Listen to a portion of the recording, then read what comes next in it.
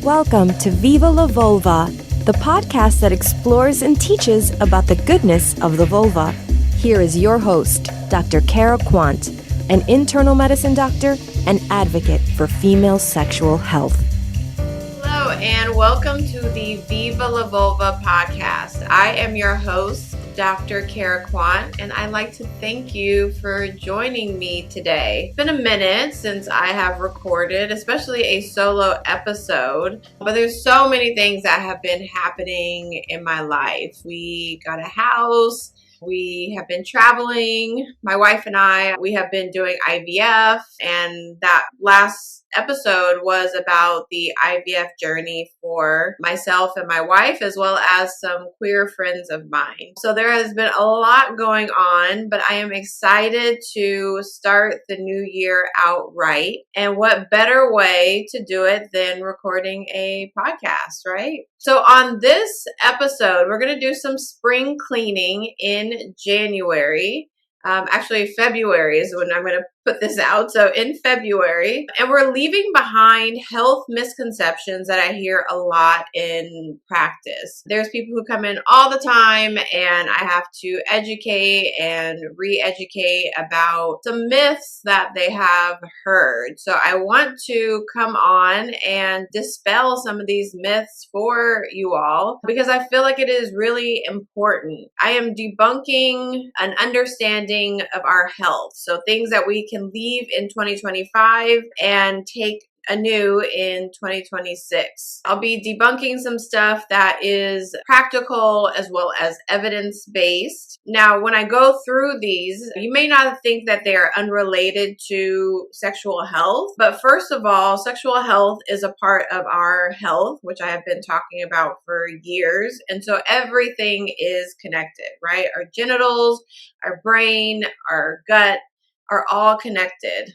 So immune function, inflammation in our body, our mindset are all impacting our overall way of being, including our sexual wellness. So I will tie the sexual health and wellness back into this conversation, talking about myths that I want to debunk in 2026. So what am I going to talk about? I'm going to talk about the cold weather myth and what actually makes us sick, especially in this time of the winter and much of the U.S. is under snow. How to truly support our immune system through foods, which is so important, why inflammation matters and how to reduce it naturally, and the surprising power of self-talk on our physical health. And I want to bring up some studies to show this, so we'll talk about that later. So the first myth or misconception I want to debunk is you don't have to bundle up or you'll catch a cold. I mean, I feel like we've all heard that, right? Like, don't go outside with your hair wet because you're going to get sick. Don't sleep in front of the fan because you're going to get sick. Going from a hot environment to a cold environment back to a hot environment can make you sick. I know we've all heard this before, and I want to tell you that this is not the case. We do not get sick from cold weather. We get sick because of viruses, because of people with these viruses. So I want to break that down. In the wintertime, most of us want to get away from the cold weather. We are inside. We're usually gathered with other people. That is the reason why there's a cold and flu season, because it's not summertime. We're not outside. We're not in the sun. We're inside, usually with a lot of other people in close quarters. And so those people get sick and can pass the virus or bacteria on to you. Cold viruses, influenza, which has been really bad this year. It's coronavirus, rhinovirus. These are all viruses that can pass on very easily to you through someone coughing or sneezing or laughing or, shaking your hand or anything like that. So that is generally how viruses are passed on. They're not passed on through cold weather or exposure to cold air.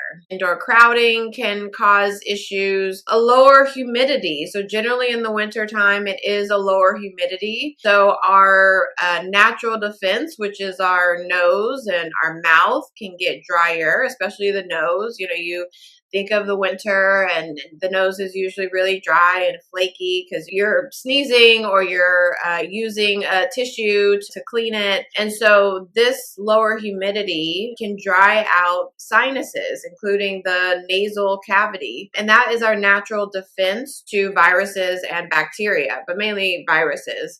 If we don't have that natural humidity, if we don't have that mucus layer in the nasal cavity, then we can get sick more easily. And also, there's less sunlight during the winter time, right? We have this thing called daylight savings time. And so it gets darker earlier in the winter time. And we don't have as much sunlight as we do in the summertime. Because of that less vitamin D, it can compromise our immune systems as well. Behavioral changes can do it too, right? Like less hand washing. We're not hot and sweaty, and so we tend to wash our hands less. Usually we're touching our faces more with cold hands. And so all of that can transfer bacteria and viruses to your nose, to your mouth, and it can cause an infection. So there are so many different things that can cause an infection in the winter time, but it is not the cold weather. I can't tell you how many people come into the clinic and they're like, hey, I got sick because I didn't wear a jacket or because I slept with the fan on or I, had my hair wet and I went outside. It's not the case. It is absolutely not the case. And sometimes I will stop people and say, hey, it's not necessarily that way. The way that we get sick is, through other people. Sometimes I'll explain it and sometimes I won't. I'm explaining it here that you don't get sick from exposure to cold air. It is the people that you are around. So what is the takeaway with this? Good hand hygiene, especially if you are out and about. And you want to rub your eye or, rub your nose because it's running or you want to cough into your hands, well, then wash your hands or use the alcohol-based sprays, the hand sanitizers that can help with reducing the risk of infection. Avoiding touching your face, like I said, getting some ventilation, especially in indoor spaces. Sometimes we have the control of that and sometimes we don't. And maintaining some good vitamin D levels. So if it's not being able to get outside and it's sunny, you can take some vitamin D supplements and that can help with boosting your immune system and its ability to fight infections. Being cold might be uncomfortable, but again, it's not giving you a virus. Which brings me to my next myth, talking about our immune system. In my practice, I prescribe antibiotics all the time. Like on a daily basis, I'm prescribing all types of antibiotics, amoxicillin to Bactrim to macrobid for things like UTIs and skin infections and respiratory infections for certain people. Everyone comes in thinking that they need an antibiotic after the third day of being sick, which is not usually the case. But antibiotics are only helpful for bacterial infections. Let me repeat that.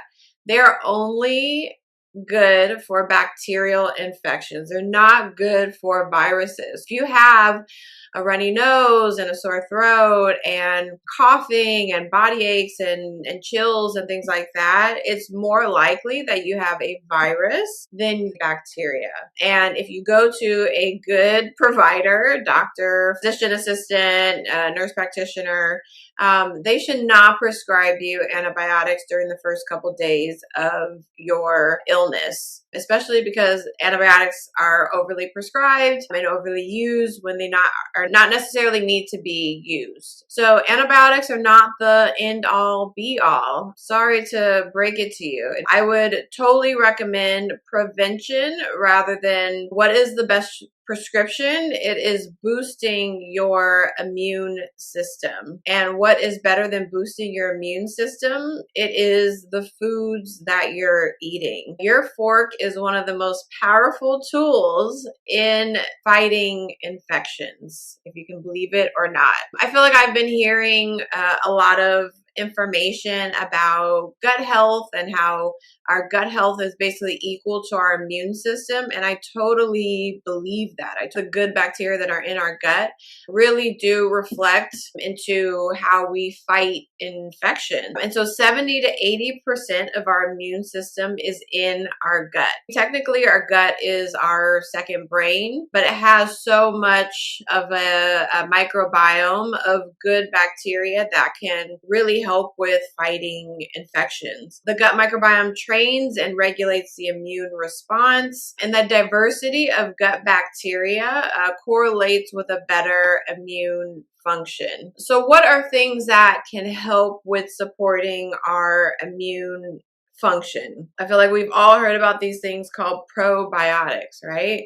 The definition of a probiotic is a microorganism introduced into the body for its beneficial qualities. So it's an actual microorganism that we ingest and it gets into our guts. So things like kombucha and fermented foods, things like sauerkraut and kimchi and miso and yogurts with live cultures. All of those things are technically probiotics. So they help with introducing something into our system that supports it, and it helps to fight off bad bacteria. And it helps, like I said, with supporting our immune system. And so I definitely recommend aiming for a serving daily of kimchi, the yogurt, the sauerkraut, something like that to help with boosting your immune system. If you can't do these natural foods, then supplements can help. But I would say overall, it is better to have a food ingested that brings you minerals and probiotics and all of the things rather than an actual supplement. I will get to this, the supplements, in just a second, but the supplement system, there's so much variation in it. So I would say what is best is to get your nutrients, to get your vitamins with food, rather than relying on supplements. But sometimes we can't get those because we don't eat certain foods. So, things like meats, where you can get iron, iron supplements are okay. There are still foods that you can get iron from that are plant-based, but I'm just giving you an example. It is always better to eat the food rather than take the supplement. Other things that can help with feeding bacteria that's already in our guts is something called prebiotics. I know when I've heard this before, I've been like, oh my God, it's just so much stuff. Probiotics versus prebiotics versus, I think there's postbiotics. But prebiotics are basically things that are like food for the bacteria in our gut. So things like garlic and onions and asparagus and banana, especially if it's slightly green, oats, apples. These feed the good bacteria that we already have. I usually recommend to target about 25 to 35 grams of fiber daily. Fiber is so important for our bodies. It definitely helps with reducing constipation. So things like Metamucil or stool softeners, I always am prescribing or recommending. But if you get a good amount of fiber in your diet, that can help with naturally going to the bathroom and reducing your risk of constipation and things that can happen further down the line, like diverticulosis and diverticulitis, which are pouches that develop in the colon over time because of lack of fiber and pushing when you have a bowel movement, and those little pouches can get inflamed and cause something called diverticulitis. So in order to prevent that, taking fiber is an amazing thing that you can do, again, naturally, with things like apples and leafy green vegetables and different things like that have fiber in it. That is good to ingest. What else can support our our immune system? Well, vitamin C. I feel like, we always hear about vitamin C helping our immune systems. It acts as an antioxidant and essentially supports our white blood cell function. And our white blood cells are vital for fighting different types of infections like bacterial infections and viral infections and essentially all of the infections. It is better absorbed from food, again, rather than supplements. So things that have vitamin C, citrus fruits, bell peppers, strawberries, broccoli, and Brussels sprouts. This is definitely not an exhaustive list. But just some examples of things that have vitamin C in them. Other things that can help with supporting our immune system is zinc, which is an essential mineral, and it's essentially critical for immune cell development as well as the communication between the immune cells. And there was a recent meta-analysis that was published in 2024 showing that zinc does not prevent the common cold, but it can help with reducing the duration of symptoms. Definitely recommend, zinc and vitamin C in foods. So things that have zinc are things like oysters and beans and nuts and whole grains and pumpkin seeds and chickpeas and cashews. So again, you don't need a zinc supplement. You can take zinc naturally, and that can help with boosting your immune system. The next thing that can do it is vitamin D. We normally get it through the sun, but we generally don't get it a lot, especially in the winter time when sun exposure is limited. So things that have vitamin D naturally are fatty fish, so salmon, and sardines, egg yolks, some fortified dairy. Also, consider supplementing vitamin D, especially in the winter time. 1,000 to 2,000 IUs daily can help with supporting your immune system. And you definitely want to talk about it with your doctor, who can check a vitamin D level on you and see if you're within the appropriate range. And to my melanated people, we don't get as much vitamin D because of our melanin. And so we are usually deficient in vitamin D. So definitely going to your provider to ask for testing for vitamin D levels and seeing if you need to have supplements to help with getting your vitamin D levels up to par. Because it's so important for these vitamins and minerals to be in our body. And it helps with our immune system plus many other things. Bone function. You definitely want to eat the rainbow. So eating colorful vegetables, which have these things called phytonutrients, can produce in color some immune modulating effects. So again, eating the rainbow throughout the week can help. Dark leafy green vegetables, berries, bell peppers, especially the orange and the yellow. All of those things can help with supporting our immune system. And I'm currently doing a cleanse. I'm doing a cleanse right now. And I am incorporating so many of those into my life. I'm generally, I would say, vegetarian. Sometimes I like some fish every once in a while and shrimp and salmon and things like that. But I would say usually I'm doing vegetarian, but there's so much good information about plant-based, eating things, from the ground, limiting the amount of animal products that you bring into your body have been really proving so helpful for our general health, decreasing our cholesterol, decreasing our weight, helping with improving blood pressure, atherosclerosis in our blood vessels. So there's so many good benefits of plant-based, which is the cleanse that I'm doing right now, among other things. But I would, consider a plant-based way of living to incorporate into your daily life. Now, I do want to go specifically over what are the trends versus what is evidence-based.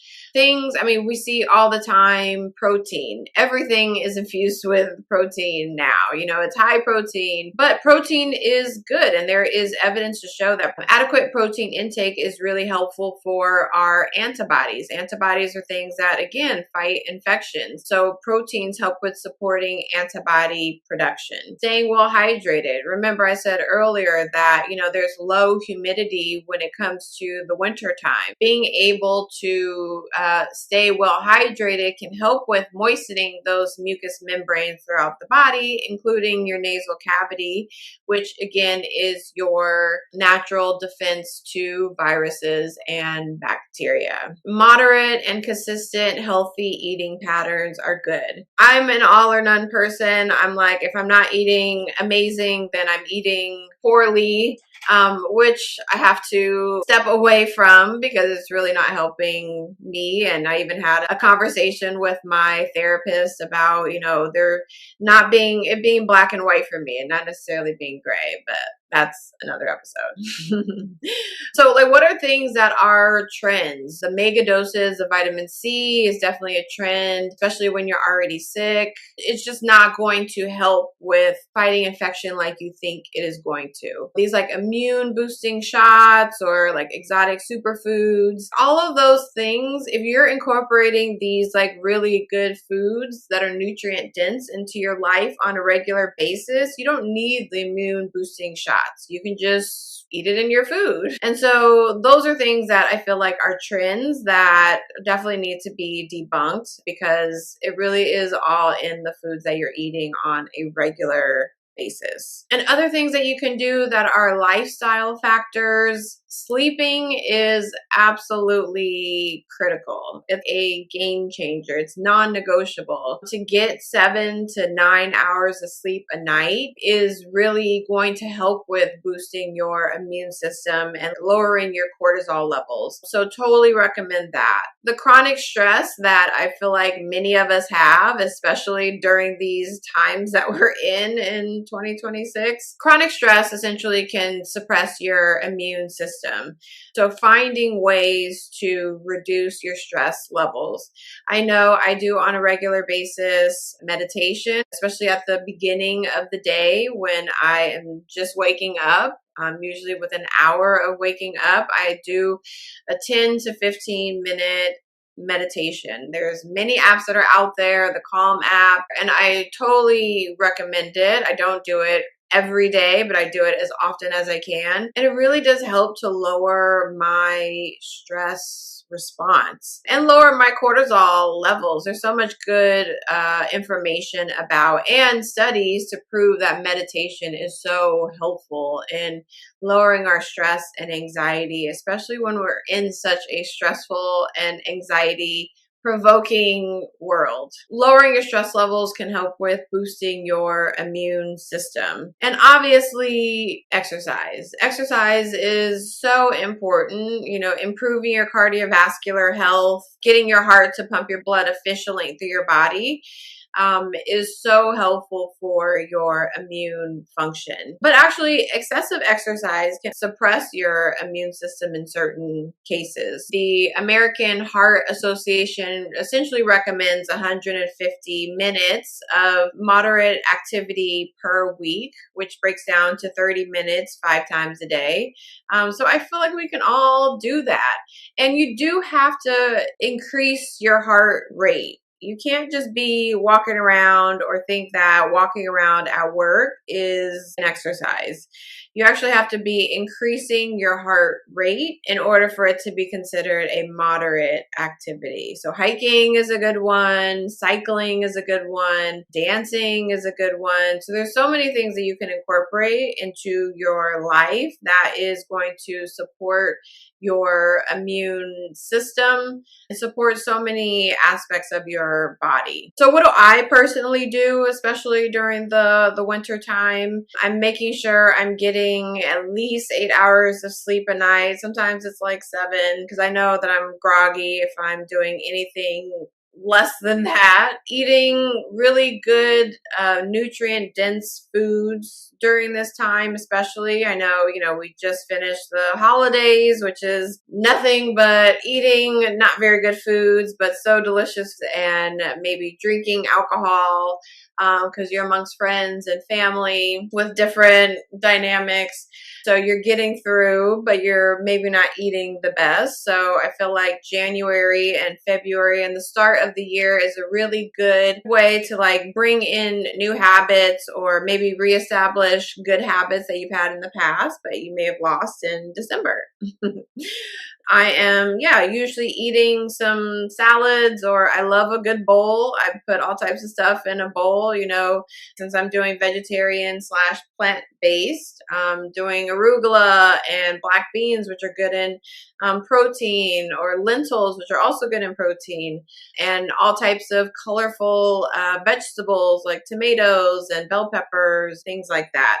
So incorporating vegetables into every meal is absolutely key. And of course, I'm not perfect. Nobody is, but consistency really is absolutely the key. And now you might be wondering why I am prescribing so many anti-inflammatories like ibuprofen and naproxen, but that brings us up to inflammation. I am, like I said, always prescribing ibuprofen, naproxen, sometimes steroids, which are anti-inflammatory as well. I mean, we have so much inflammation in our body. And again, inflammation happens because of stress. It happens because of the foods that we're eating. It happens for so many different reasons. Things that we're doing to our bodies. If we've injured ourselves, we have the inflammation too. Anti-inflammatories are absolutely the thing that I'm prescribing. Things like I'm prescribing it for headaches, joint pain, menstrual cramps, injuries.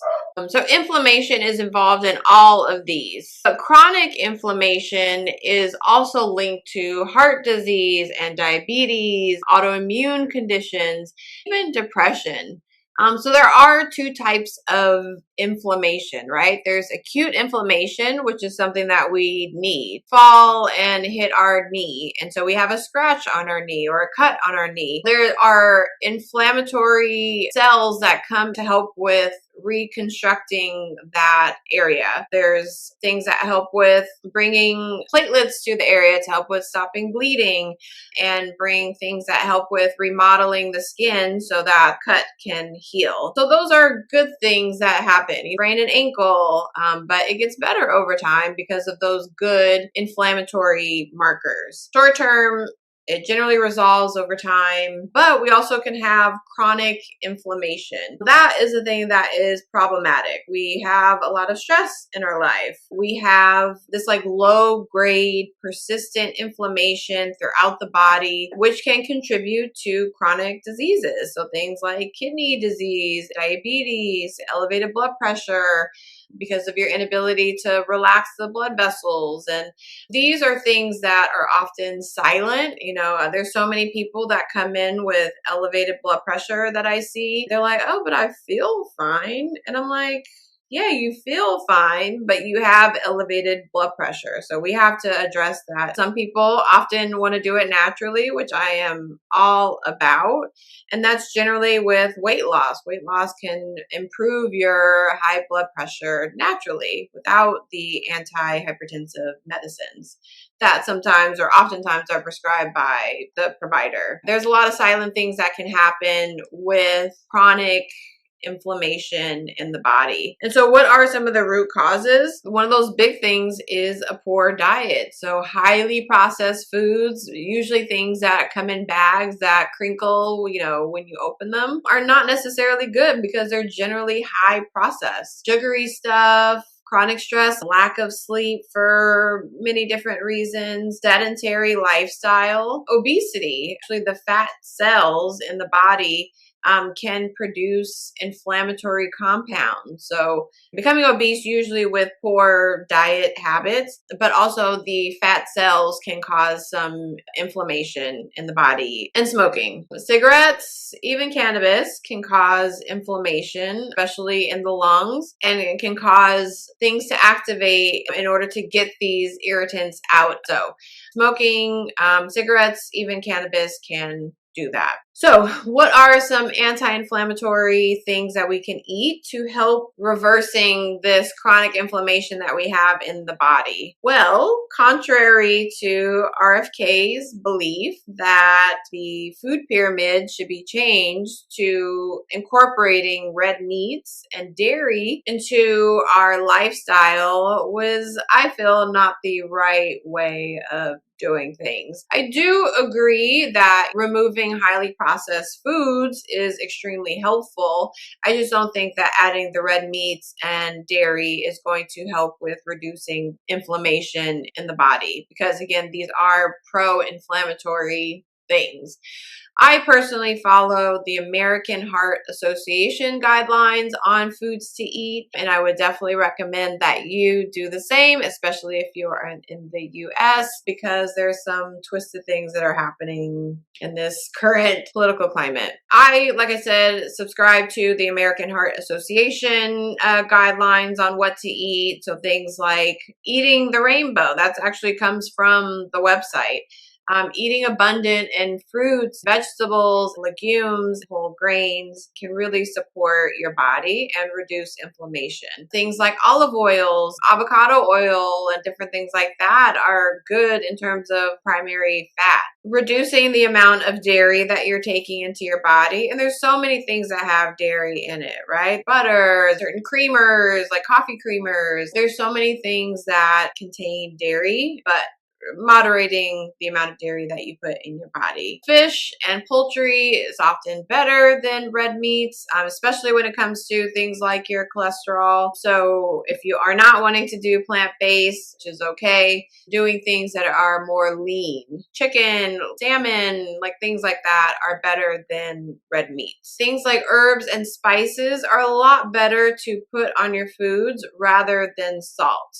There is something called the DASH diet, which is reducing the amount of salt in your body, which can generally increase your blood pressure over time. Reducing that salt by adding in herbs and spices can definitely help with reducing inflammation in your body. And what specific foods are anti-inflammatory? Omega-3 fatty acids, walnuts, flax seeds, chia seeds, fish. There's also berries that can do it. I know I drink a berry and banana smoothie every morning because it is quick, but it also provides so many nutrients for my body. So blueberries and strawberries do have these things called anthocyanins, which have anti-inflammatory properties to them. Things like leafy green vegetables, spinach, kale, and collard greens can definitely help that. I feel like there's been this new trend, which is a good trend to incorporate into our lifestyle, turmeric.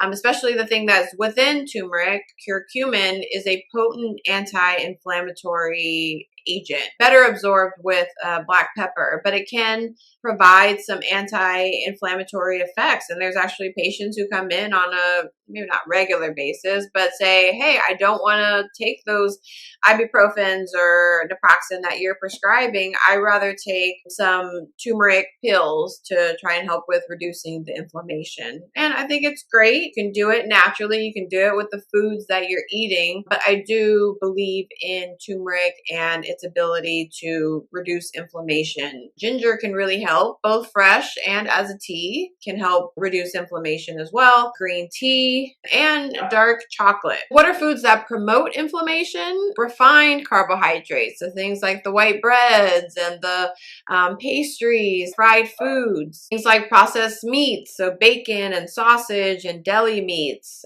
Excessive alcohol can do it. Trans fats, which have been taken largely out of the food supply, but you could still find trans fats out there. And then just high sugar foods and beverages like Coca-Cola and chips, even though they are good tasting, they are not good for you. We don't have to be perfect. Nobody is perfect. It's all about the overall pattern. Can you be consistent with it rather than being perfect with it? I always like to think abundantly rather than thinking limited, thinking what can I add to my foods rather than being what is restricting. I know I've been doing that for my cleanse that I've been doing for the last few days already. Okay, there's so many things that I cannot eat, but what can I add to my food that is going to be good and supportive? Yeah, I want to think abundantly rather than thinking restricted. Swapping refined grains for whole grains. And you can do it gradually. White breads. I actually never grew up on eating white bread. I know like friends and stuff would eat white bread. And so I would like, oh, this is better for you. But we used to eat whole wheat in my family. And I feel like my parents, especially my mom, was really good at incorporating healthier foods in our diet rather than, and also limiting the amount of times that we could go to McDonald's, Burger King, Taco Bell, and all of the fast food chains. I feel like it was like a once a week thing rather than like a daily thing. Using certain like olive oil for cooking rather than using vegetable oil or the other types of oils that are not the best of supporting your immune function, as well as inflammation in your body. Adding on things like nuts to your snack, adding on fish, if you do eat fish, into your weekly diet. And so what is the connection to sexual health? Well, it is everything. There's so many things that can impact our sexual function. Blood flow is absolutely vital for a male to get erect, even women to get erect. We definitely need that adequate and good blood flow. But if you're having things like atherosclerosis, if you have elevated blood pressure, if you have diabetes, those blood vessels are getting smaller and narrower, and things aren't going to work as well. Blood flow to all parts of your body is absolutely vital. And when we add on things that are high in cholesterol and high in sugar, it affects that blood flow to those vital areas, especially when we are having sex. Like I said, it's important for arousal in all genders, and inflammation can affect hormone balance and energy levels as well. I mean, you may not want to have sex if you have a lot of inflammation in your body. You don't feel good about yourself. Inflammation can be harmful for our bodies, and good blood flow is good for our bodies. Reducing, again, the inflammation, helping with our blood flow is going to be good for our sexual function. I still prescribe anti-inflammatories when I need to. There is a place for them. There's a place for antibiotics as well. I generally want to limit it, and I really want to put that point out there that it's not the end all be all. And I wish we were in a society that was more about prevention than we were about how to get someone well after they are sick. So I am all about prevention. I practice that on a regular basis in my own life, because I've seen the effects that it can have, like poor health can have on people's way of living and being. So I practice it on a regular basis. Prevention is absolutely key in my life. So, like I said, prevention is always better than treatment. And my last thing that I want to talk about is the power of self-talk. It's absolutely powerful. I want to bring a study to the forefront that was out of the Nature Neuroscience Journal. that came out in 2025. And it was about how the brain influences the immune system. And I feel like this is a perfect journal article to talk about, especially with this discussion of being in the wintertime, things that can make you sick or people that can make you sick rather than cold air making you sick. So I feel like this is a perfect journal to tie in. It talks about how the brain influences the immune system. So this next thing I want to talk about is the power of self-talk. It is absolutely vital for our way of being. You think about it, it's a departure from talking about food and inflammation, but it's actually all deeply connected. Your thoughts really do create physiological responses in your body. And so self-talk isn't just a mental health issue, it's also a physical health issue. There's so many people that come into my practice and say, oh, I'm just like so anxious about, whatever this is going on, or this lump that's in my breast, or this like headache that I've been feeling. Like this is like the worst case scenario. This is cancer. This is a brain tumor. Oftentimes that is not the case, but because there's so much self-talk, can really affect the outcome of your body. But I want to bring it back to this journal article that I read in the Nature of Neuroscience. And it was about how the brain influences the immune system. Normally, when an infectious agent or a pathogen comes into our body, our immune system sees this as foreign and starts attacking it. If we've been vaccinated, which I completely believe in, then our immune system can more quickly and efficiently attack the pathogen. Now, the assumption that we have had as doctors and scientists for years is that the immune system starts fighting the infection once it sees it in the body. But this study actually showed that that is not the case. And it asked what would happen if your brain thought you were about to become infected, although no microbe had yet entered your body. So they took a sample of 250 healthy volunteers and gave them virtual reality headset. And within the headset, they showed sick people coming towards them,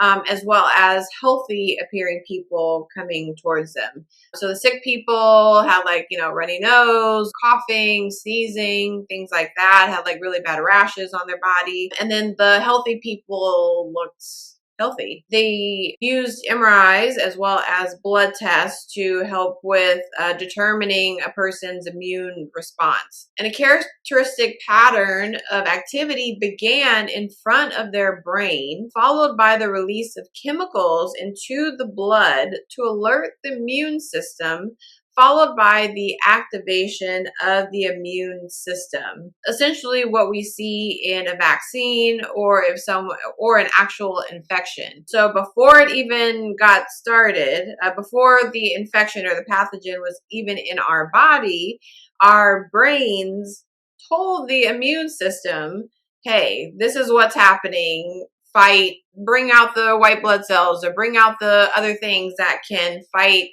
this infection. It's to say that our brains are so beautifully created and can really strengthen the immune system. And I feel like this happens all the time in my world.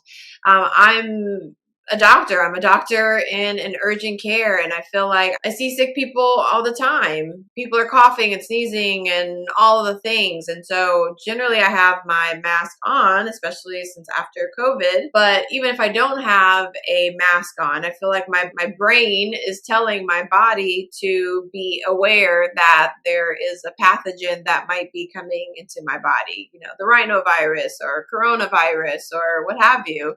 And luckily, knock on wood, I have stayed pretty healthy through my time as a doctor. And I feel like this has been in play in my body, and I didn't know it until now, until this research. So I feel like it's really cool. It essentially just shows that like the way that we talk or things that we see and what we say in our brains really can affect our bodies. Our bodies and our brains are deeply connected. They're not one mutually exclusive. Things that I see on a regular basis and common negative self-talk patterns, I feel this catastrophizing is a big one. So I feel this weird twinge, something must be seriously wrong.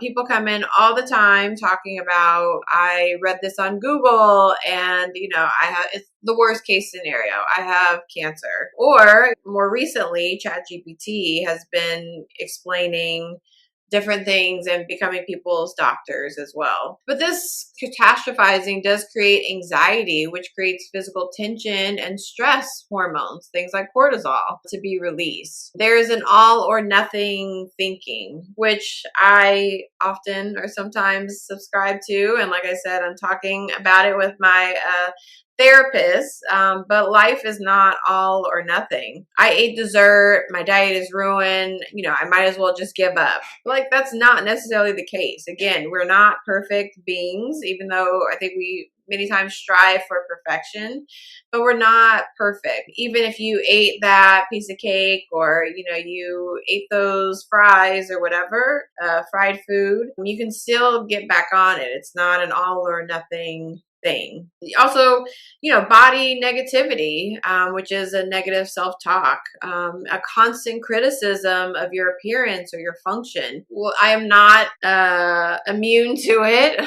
I also feel like there's some times, especially living in the Los Angeles area, that we're into our looks. So body criticism is something that I have been fighting for years. And so it can be particularly relevant when it comes to sexual health. Like, it can impact our ability for desire and arousal and even satisfaction if we're like constantly hard on the way that we look and appear. I see patients who are so anxious when they come in, and their body language is definitely telling me that they're anxious. They're folding their hands, they're, rubbing their face, they're doing all of these things that just make them appear very anxious, and it can affect you. The nocebo effect is a real thing.